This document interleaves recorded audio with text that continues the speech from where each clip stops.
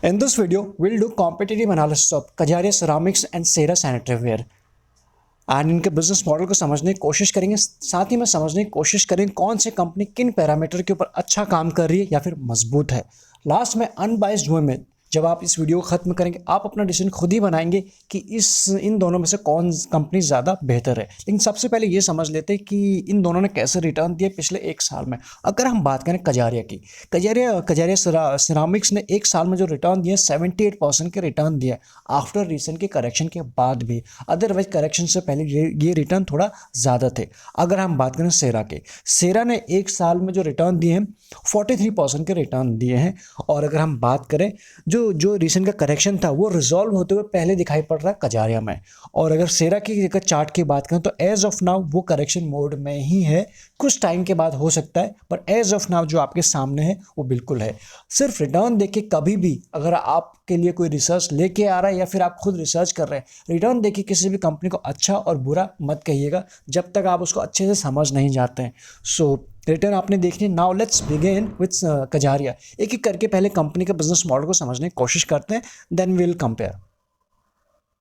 Now Kajaria को समझने की कोशिश करते हैं। कंपनी कोई नई नहीं है, ये हम और आप अच्छी तरीके से जानते हैं। अगर हम समझने की कोशिश करें, इसके जो ब्रांड एम्बेसडर हैं एज ऑफ नाउ, इसको आप मैक्सिमम लोग जानते हैं इन जेंटलमैन को, तो ये है एज ऑफ नाउ इस कंपनी के brand ambassador.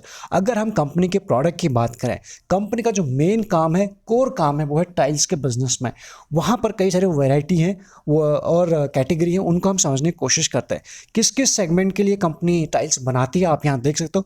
Bathroom wall tiles, kitchen wall tiles हो गए, living room wall tiles, outdoor wall tiles, bedroom and wall tiles for commercial space. यानी हर एक जगह के लिए जहां भी टाइल्स की ज़रूरत होती है, इस कंपनी के पास प्रोडक्ट अवेलेबल होते हैं। इन टाइल्स को अगर कैटेगरी वाइज डिवाइड कर दिया जाए तो वहां पर आप देख पाएंगे पॉलिश्ड विट्रीफाइड टाइल्स हैं, इस कंपनी के पास अवेलेबल होते हैं। सिरामिक्स टाइल्स इनके ही प्रोडक्ट हैं, और ग्लेज्ड विट्रीफाइड टाइल्स, यानी हर एक जगह जिस भी टाइप के कस्टमर को, कंज्यूमर को प्रोडक्ट अवेलेबल चाहिए होते हैं, वो सारे इन्हीं के पास हैं। इनका मेन काम यही से है और यहीं पर इनको ये कह सकते हैं महारत हासिल है। कजारिया को तो हम समझ गए, अब समझने की कोशिश करते हैं सेरा सैनिटरी वेयर को। इस कंपनी के पोर्टफोलियो की बात करें, यानी प्रोडक्ट पोर्टफोलियो, वो कजारिया से थोड़ा सा डिफरेंट है, वाइड है, या फिर कई सारे और भी काम हैं जो कजारिया करते हैं उसके अलावा भी समझने की यहाँ कोशिश करते हैं। इनके प्रोडक्ट अगर यहाँ देखने की कोशिश करें, सबसे पहले सैनिटरी वेयर में भी इनकी प्रेजेंस है, यहाँ पे आप देख सकते हैं, और फॉसेट में भी है, ये सेकंड वाले इमेज को आप देख सकते हैं। उसका टाइल्स में भी इनकी प्रेजेंस है।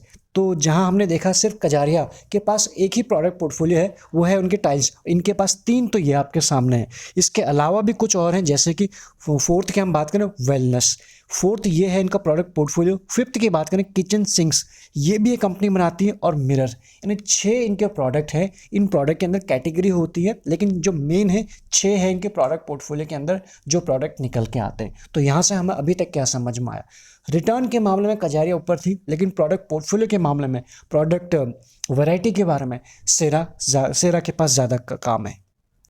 जब आप अपनी रिसर्च को करेंगे, आप चाहें तो इनको अच्छे से हर एक सैनिटरी वेयर को, फॉसेट को, टाइल्स को क्लिक करके उनके डिटेल्स पढ़ सकते हैं। लेकिन जैसे आप टाइल्स के अंदर जाएंगे तो वही सारे कैटेगरी आपको मिलेंगे जिसमें कजारिया काम करी, ये सेक्टर, ये सेरा भी काम कर रहा है। तो ऐसे में आपके सामने दोनों कंपनीज के प्रोडक्ट पोर्टफोलियो अभी तक तो आ चुके हैं। बिजनेस मॉडल के बाद समझने की कोशिश करते हैं इन दोनों का काम कैसा रहा है। हर एक पैरामीटर को कवर करने की कोशिश करते हैं एक साथ। सबसे पहले हम देखते हैं सेल्स ग्रोथ कैसी रही है इन दोनों कंपनीज की। अगर हम बात करें कजारिया की, एक साल में जो सेल्स, ये सेल्स के नंबर नहीं है, ज़रा इन चीज़ को ध्यान दीजिए, ये सेल्स के परसेंटेज है, यानी किस ग्रोथ से एक साल में कैसी ग्रोथ रही है, किस ग्रोथ से ये चीज़ें बढ़ रही हैं, कम हो रही हैं, ये ज़रा इन दोनों में फ़र्क है। तो अगर कजारिया की हम बात करें, एक साल में जो सेल्स ग्रोथ रही है -2% के आसपास, या रफली अगर हम बात करें, और 3 साल में वो माइनस में ही है, यानी पिछले 3 साल में किस रफ्तार से बढ़ रही है, कैसे सेल्स ग्रोथ रह रही है, वो भी आपके सामने, और पिछले 5 साल में, यानी वैसे हमें सेल्स ग्रोथ में तेज़ी बिल्कुल नहीं दिखाई पड़ रही है। एक साल की अगर हम बात करें तो माइनस में और है। अगर हम बात करें सेरा की, सेरा में क्या हुआ है, ये 5 साल पहले पॉजिटिव में था, उसके बाद ये भी एज ऑफ नाउ नेगेटिव में आ चुका है। तो दोनों के सेल्स ग्रोथ अगर देखा जाए, एज ऑफ नाउ एक साल में बिल्कुल नेगेटिव में है। कम नेगेटिव में किसके है, सेरा सैनिटरी वेयर की है। तो यहाँ पर दोनों के नंबर पुअर है बिल्कुल आपके सामने। नेक्स्ट हम बात करते हैं सेल्स। इनके सेल्स के बाद प्रॉफिट ग्रोथ कैसी रही है, प्रॉफिट ग्रोथ किस रफ्तार से बढ़ रही है साल ऑन साल। 5 साल में अगर हम बात करें कजारिया की, हम सबसे पहले बात करते हैं 5 साल में, ये थी 5% के आसपास प्रॉफिट ग्रोथ। उसके बाद 3 साल में 6 और 1 साल में 8 के आसपास, यानी कि प्रॉफिट ग्रोथ तो बनी हुई है इस रफ्तार से। इससे आप अच्छा ही कह सकते हो, बहुत ज़्यादा अच्छा नहीं है, एटलीस्ट 10% से ऊपर होता तो हम बोलते, बट एज ऑफ नाउ ये पॉजिटिव में है, ये अच्छी बात है। इसी चीज़ को अगर हम सिरा से कंपेयर करें तो ये 5 साल पहले पॉजिटिव में थी, रफली बात करें 4 के आसपास। 3 साल में ये बिल्कुल कम हो चुकी थी, और 1 साल के बात करें यहाँ -12 के आसपास आ गई। अगर हम इस चीज़ को ये बोलें कि कोविड था, ये था, तो कोविड अगर यहाँ माइनस के लिए था तो शायद यहाँ के लिए भी था। जैसे हमने सेल्स के लिए देखा था, दोनों जगह चेंजेस हुए थे, एक जैसे ही काम हुआ था। तो यहाँ पर एज ऑफ नाउ अगर देखने की कोशिश करें तो प्रॉफिट के हिसाब से, प्रॉफिट ग्रोथ के हिसाब से कजारिया ने अच्छा काम किया हुआ है। तो ये तो रही एक रैंकिंग। रिटर्न भी इसके अच्छे थे एंड इसकी प्रॉफिट ग्रोथ भी अच्छी रही। दोनों में अगर हम देखने की कोशिश करें, रैंकिंग करने की कोशिश करें। थर्ड हम समझने की कोशिश करते हैं और किस पैरामीटर पे इसने अच्छा काम किया है। आपके सामने इनकी कुछ प्राइस है। एज ऑफ नाउ की अगर प्राइस करें, कजारिया का जो प्राइस है 1200 के आसपास चल रहा है, यानी 1200 के आसपास का एक शेयर है। और अगर हम सेरा सैनिटरी वेयर की बात करें 4837 के आसपास, यानी इसका शेयर काफ़ी महंगा है एज ऑफ नाउ देखा जाए तो। लेकिन एज ऑफ नाउ अगर हम बात करें, मार्केट कैप की बात करें, मार्केट कैप किसकी बड़ी है, कजारिया का शेयर तो सस्ता है 1200 के आसपास, लेकिन मार्केट कैप इससे काफ़ी बड़ी है। आप यहाँ देख सकते हो 19,189 CR के आसपास का इसके मार्केट कैप है एज ऑफ नाउ। और वहीं अगर हम सेरा की बात करें 6000, तो मार्केट कैप में भी कौन बड़ा है, किसकी रैंकिंग पहले निकल के आ रही है, कजारिया के निकल के आ रही है। ये भी एक चीज़ हो गई। अगर हम बात करें प्राइस टू बुक वैल्यू की, यहाँ पर आप देख सकते हो प्राइस टू बुक वैल्यू इसके कम है, 6.9 के आसपास है, इसके 9 से ऊपर है। तो ऐसे में ये एक अच्छी पॉइंट है इसके लिए। और अगर हम बात करें पी के हिसाब से, 49 का पी चल रहा सेरा का, और इसका चला कजारिया का 52 का। मतलब बहुत ज़्यादा डिफरेंस नहीं है इन दोनों में, पर जितना है वो आपके सामने है।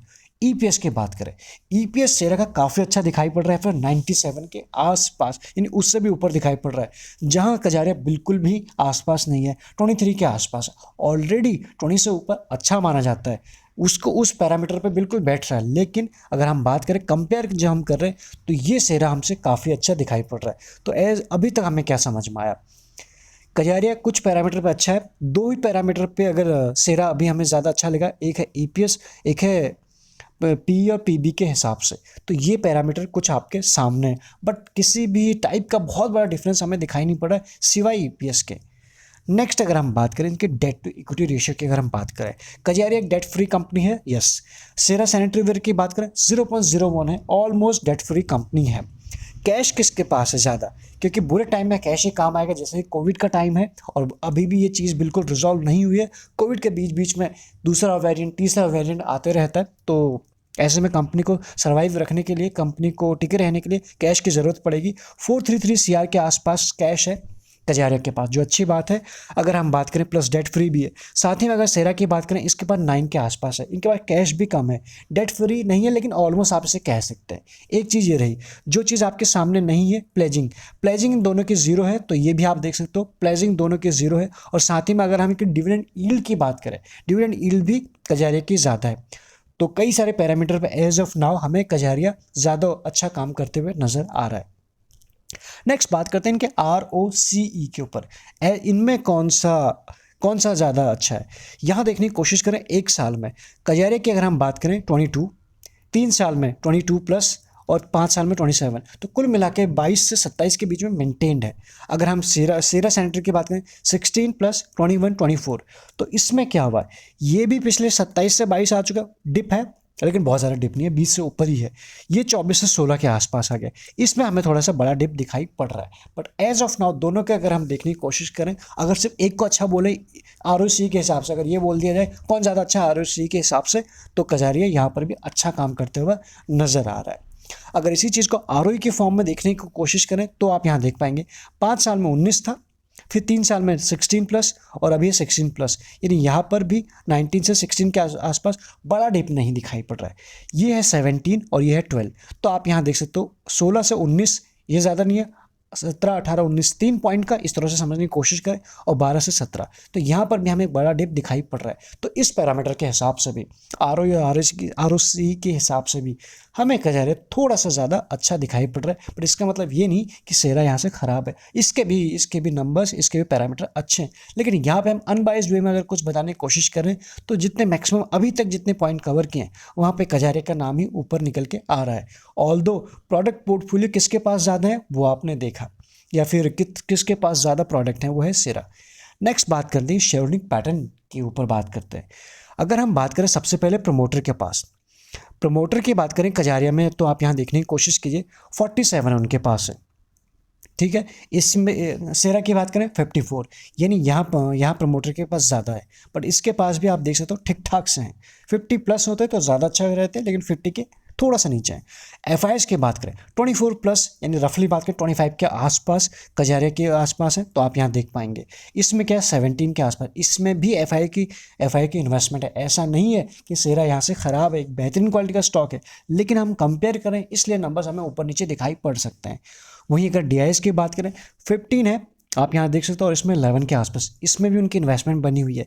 पब्लिक की बात करें 12 एंड 15, पब्लिक का इंटरेस्ट कहाँ है वो आप यहाँ देख सकते हो 15 के आसपास, यानी पब्लिक का झुकाव थोड़ा सा सेरा की तरफ दिखाई पड़ रहा है। अब आपको इन दोनों में से कौन ज़्यादा अच्छा लगा वो आपके कमेंट करके हमको बताना ज़रूर है। एक वीडियो बनाने में थोड़ी मेहनत ज़रूर लगती है, अगर आपको हमारे काम ठीक लगता है, हमारी टीम की मेहनत ठीक लगती है, तो आप हमें लाइक करके कॉमेंट करके अपना रिएक्शन हम तक पहुँचा सकते हैं, बता सकते हैं। रही अगर इन्वेस्टमेंट के हिसाब से दोनों अपने आप में बेहतरीन है, लेकिन हमारा व्यू अगर जानने की कोशिश करेंगे तो हमें ज़्यादा अच्छा लगता है कजारिया एज ऑफ नाउ। बाकी आने वाले टाइम में, आने वाले कमिंग ईयर्स में किस तरह से नंबर चेंज होते हैं वो तो अलग बात है, लेकिन जो एज ऑफ नाउ दिखाई पड़ रहा है वो आपके सामने है। तो मैक्सिमम चीज़ें हमने इसमें कवर करने की कोशिश की है। बाकी इसके बाद भी अगर आपकी कुछ क्वेरी रह गए आप हमें बता सकते हैं। लाइक ज़रूर कीजिएगा, सब्सक्राइब तो आप कर सकते हैं रेगुलर अपडेट्स के लिए। Thank you so much.